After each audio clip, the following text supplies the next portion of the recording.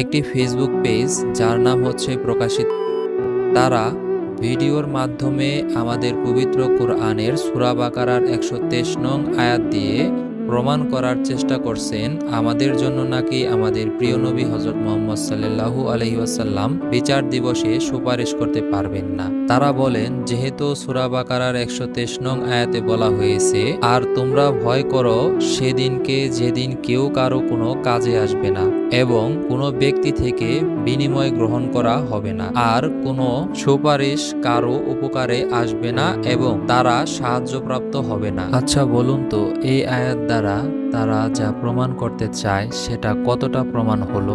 পবিত্র এই আয়াতের শুরুতে কি শব্দ উচ্চারণ করা হয়েছে বলুন তো? হ্যাঁ, ওয়াত্তাকু। ওয়াত্তাকু শব্দের অর্থ হচ্ছে এবং তোমরা ভয় করো, অথবা আর তোমরা ভয় করো। আর শব্দ উচ্চারণের মাধ্যমে